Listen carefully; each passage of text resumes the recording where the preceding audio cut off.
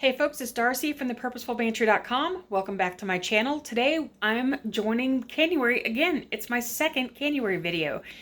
And today I'm going to be canning for the single person. And I'm sure that my husband's who is sitting in the next room, just perked up and said, wait, when did you become single? Today I'm canning for me. I'm the only person in my family who likes sweet potatoes. So today I'm going to be canning sweet potatoes just for me. So I really hope you've been enjoying Canuary so far. And remember, every comment on every video that you leave gives you a chance to win a Presto pressure canner from Sutton's Days. It's going to be chosen at the end of the month from a random video during Canuary and a random comment from that particular video. So no one knows what it's going to be yet.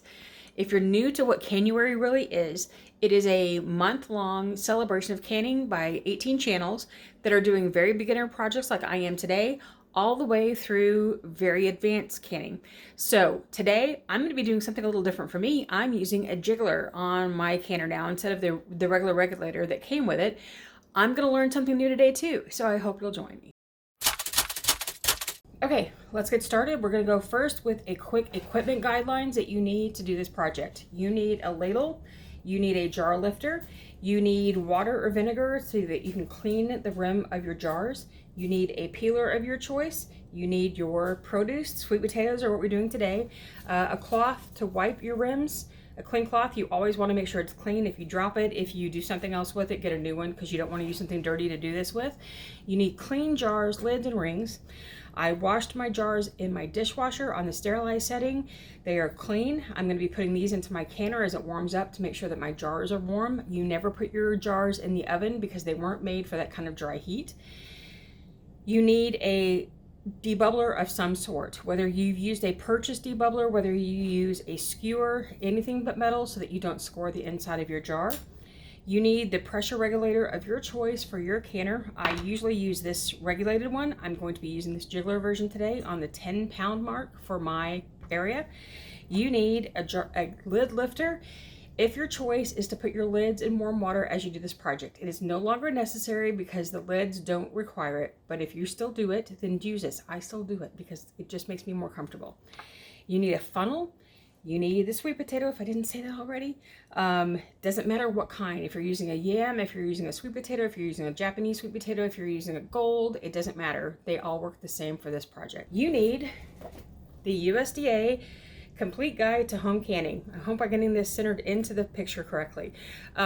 This is a free publication available on the USDA website. I will link in the comments in the description box below where you can go download this for free for your computer, your tablet, your phone, your electronic device of choice. I purchased a physical copy of it on Amazon for less than $9. I took it to Staples and had them cut the spine off, put a comb binding on, and a clear cover to keep this the book better and not get messed up over time. Also, what I find very helpful for me, because I am a checkbox person, my copy of my canning checklist, this is for a Presto canner. If you're using an All-American, there are a couple of different things that you do when you're getting your canner ready to can, so I don't use one. And I didn't include those tips here because I don't know them. But you can write those in for you if you need to. But this is available on my website for newsletter subscribers. Just go subscribe to the newsletter. I've got a link in the description box. Then you can get access to the resource library that has a bunch of printables. This is included. If you have already downloaded this from when you watched my vegetable stock video, go get an updated copy from the library today. You also need a pressure canner, not a pressure cooker, but a pressure canner. I happen to use a Presto 23-quart canner on my glass top stove because yes, you can do that. First and foremost, check with the manufacturer of your stove to make sure that they approve it. And I've got a link down below in the description box on how to can on a glass top stove, or if you can, and the things that you need to check for. Also, we need a pot of boiling water. For those of you who know me, especially those of you who are in my dehydrating group on Facebook, know that I'm a pretty big rule follower when it comes to teaching food preservation. I find it's important that you understand the safety guidelines first and practice them before you choose to do anything else. It's your home, it's your kitchen, it's your responsibility. But those guidelines are important for a reason, for you to understand the way this process works. So today, I have done my research. I know exactly what the National Center for Home Food Preservation calls for, which is to scrub your sweet potatoes. You boil them or steam them whole for 15 minutes. Then you allow them to cool enough to where you can touch them, and then you peel them and you cut them. You put them in your jars, you fill it with water, you wash the rim, you put it in the canner, and you go on with your job. I have also done my research to know that I'm going to choose to do something just a little bit different, accomplishing the same goal, but for me, it seems a better use of my time. So here's what I'm going to do. I am going to wash and peel my sweet potatoes like you've already seen. I'm going to cut them up. I'm going to put them in the same size chunks, and I'm going to boil them for 8 to 10 minutes until they are just fork tender, where you can insert a knife into them, but there's still a lot of pushback. You only want to get it to where they've been blanched, basically. Okay, that's what we're doing. We're blanching these instead of boiling them ahead of time to peel. We're boiling them after the peel. So if you're okay with that, follow along with me. If that makes you uneasy that I'm using a non-approved way of accomplishing the same goal, you can either skip ahead right to the pressure canning part, or you can skip ahead to the next video, and I will see you next time. So, are you ready for this? Let's get started. As I tend to do, I forgot to hit record when I was washing my sweet potatoes, so I'm going to go through this really quickly. I soaked them all. The other thing that I do is I have a special scrubber that I use just for my fruits and vegetables, and I scrubbed the heck out of these. Okay, they are well scrubbed, and this is the water after doing 1, 2, 3, 4, 5, 6, 7, 8, 9, 10 sweet potatoes. This is what the water looked like after. Now the orange is obviously from the beta carotene, but the dirt and the grime that's in here is from what's on the skin of your sweet potatoes, which is why you wash things before you cut them, because I don't want to transfer that dirt into this flesh. Did I say you might be missing something? You need a knife. Now, as I do all of these, I'm going to be cutting the ends off because we don't use those at all. I'm going to be using my wide peeler. I love this thing. It makes peeling for me very easy, and it just goes right through all parts of the skin that I don't want to have. Okay, I want to talk a little bit about this. All right, so this is peeled, and if I was cooking this for making mashed sweet potatoes, I might leave it like it is because it's going to get cooked like crazy, and then we're going to eat it. It's going to be fine. But for canning, this is not okay. What you want to make sure is that every piece of anything that looks like it is a problem is taken off. You want to get in there and make sure that you've removed all of those imperfections in the skin. You don't want any of it in here. So I'm just going to go through with my peeler and make sure that I've gotten good, fresh orange skin. All those imperfections are gone. And I've cut out anything that might be problematic because I don't want any kind of botulism chance at all of having any of this here. I am doing this for just me because my family doesn't like sweet potatoes for the most part. They will eat them, but it's not something they prefer. I love them. I will have them once a week if I can. So I will either have them baked, I will have them mashed, I will have them in chunks, I will have them roasted. I love these things like crazy. So I'm going to be canning just for me, and I'm okay with that. It also means that I'm not putting up 3 years worth of, and I'm being hyperbolic about that. I'm not going to be putting up a ton of jars of this because it is only me. I also can't afford that space in my pantry for just me. So I'm going to be doing about, I hope that I'm going to get about 6 months worth of at least this for once a week. So that would be 6 jars. If I get one more out of it, awesome. If I don't get that many, then I don't. Like I said before, I'm doing about 9 pounds of this. But for those of you who are single, don't ever think, oh, cut this off first. Don't ever think that you can't just can for yourself. If you make a big pot of soup that can be canned, make a big pot. Can the rest. You've got a ready meal for any time that you need it. If you're not feeling well, you don't have to cook. You can just pull it out, you can heat it up, and you can eat it. If you have a vegetable that you like but nobody else in your family does, or if a family member likes it but nobody else does, do it for them. Canning for one is not a problem. Yes, it can be time intensive to do it, and these keep getting caught on this one. But do it because it's worth it, even for just one. You know, if nothing else, 2020 taught us that Life doesn't work out the way you think. Things aren't always going to be available. There are going to be some localized emergencies for those of you who live in weather-prone areas. For those of you who just like to have something put by for if you lose your job or if you get sick, this is a perfect way to do it, even for one. All right, let's get to the next step, shall we? Okay, what I've got going here now is I'm waiting for my potatoes, my sweet potatoes to come up to a boil. Then they will boil for 8 minutes.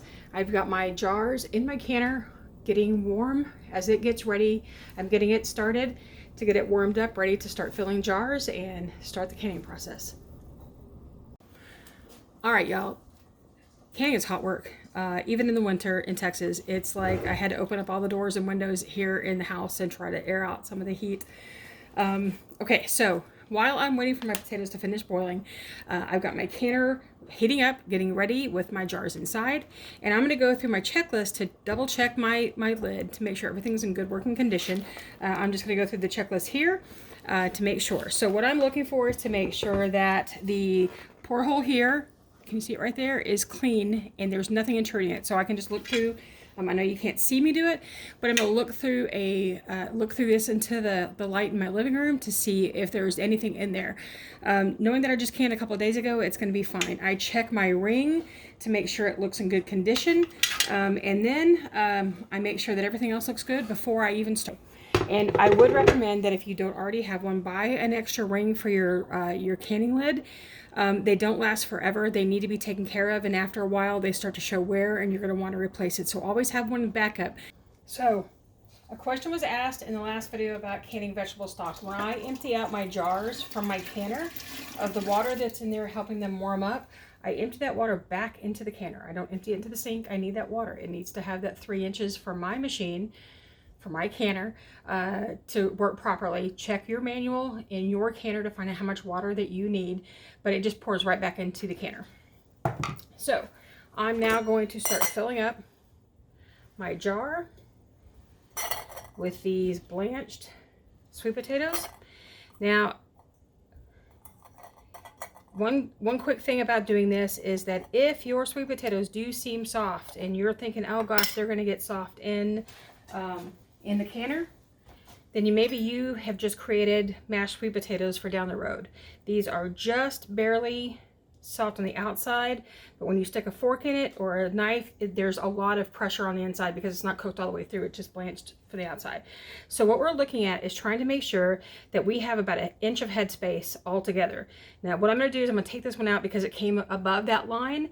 Then what I'm going to do is now fill this with hot water. I happen to have a tea kettle like this set aside, already ready to fill up. Get it to that inch space. Then what I'm going to do is take my debubbler and just go through here and make sure that any kind of bubble that's inside has a chance to come out, because we don't want bubbles. And then I can make an adjustment from here. Right now, I still see it as being, there's too much there. So I'm going to pull it out because this is where I'm comfortable with it being. Place my lid on top.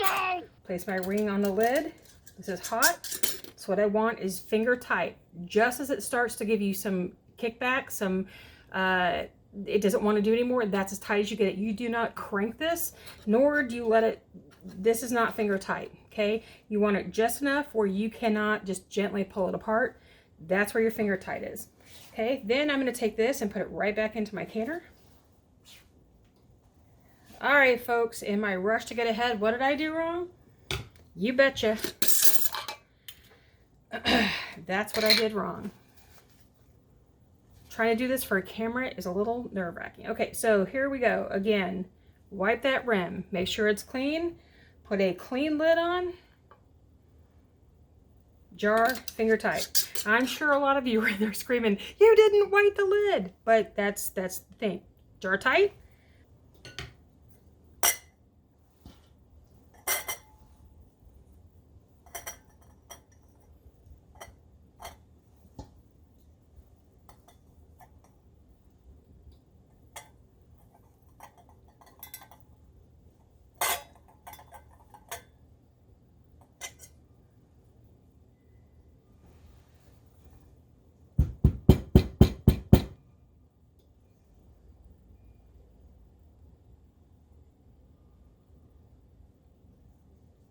This is why you want to, I don't know if you can see it, but just putting those in there gets it just a little bit dirty. You always want to make sure you wipe that rim, okay? All right, now water.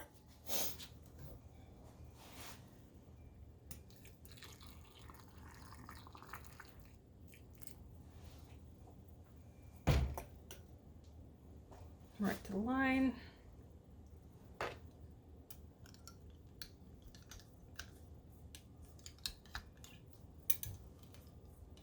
I need a little more water.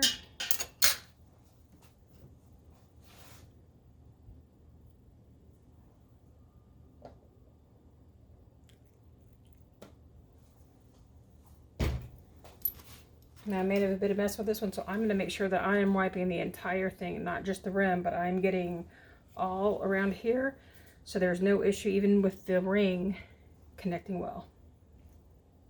All right, clean lid, clean ring, finger tight, back in the canner. Let me finish, we'll get back. However, after pulling out, I still have a jar left over. So what do? I don't want to do my canner and run it with empty spots because it doesn't run as efficiently as if a layer is not full. So what I can do is I can go ahead and fill this up.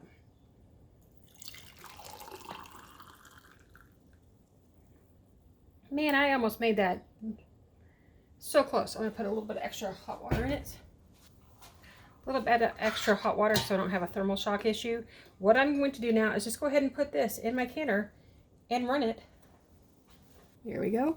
It is on high, ready to go. So I'm going to go ahead and put my lid on.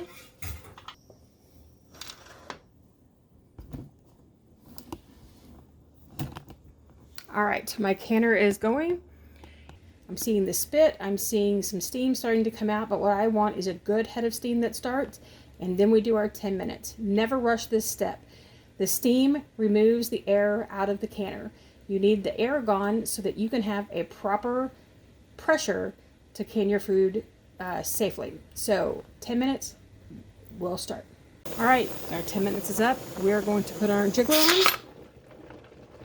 And what we're looking for is that this will start moving and jiggling as it goes. And what we're looking for is a rocking motion like this, not frantic like that, okay? Too much and that's too hot. So we're going to let this go for 60 minutes for pints, 90 minutes for quarts, and I'll check in with you in a minute so you can see how the rocking goes. So this is a little too fast. So I turn the temperature down to try to regulate it some more because we're going a little bit too much. We want that nice hula effect, not the little frantic hula effect. Once you come to pressure and your jiggler starts going, turn your timer on and go to town. Look at that beauty go. Okay, our time is up. So now what we're looking for is to allow the canner to come to pressure naturally, or to decrease its pressure naturally. I've turned off the stove.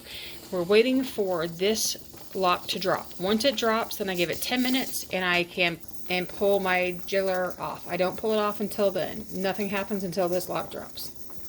All right, are we ready? I am taking the canner lid off.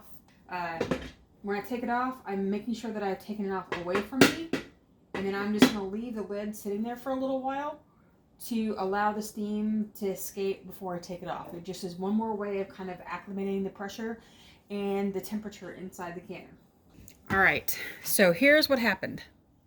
It looks like either I had a little siphoning because for just a little while my jars ran hot, or it could be that they were a little bit dirty going in, so I've got that happening right here. So we'll see when we open them, when we pull them out, what's happening inside the can. All right, so the first thing to come out is that extra thing of just hot water, or the extra thing of water to use up the excess. I meant to take up the space. I have already heard a couple of jars ping. You can see them bubbling.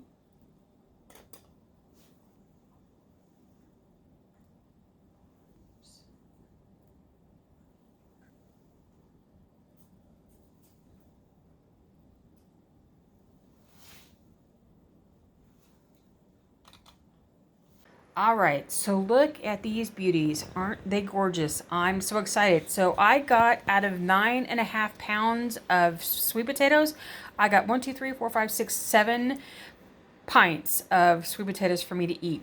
That's going to last me about 7 months, because if I have them, I can just intersperse them with all the ways that I eat sweet potatoes. So what am I going to do with these? After their period of cooling off, I'm going to wash them, I'm going to label them, and I'm going to store them in my pantry for up to a year by the safety guidelines. So how am I going to use these?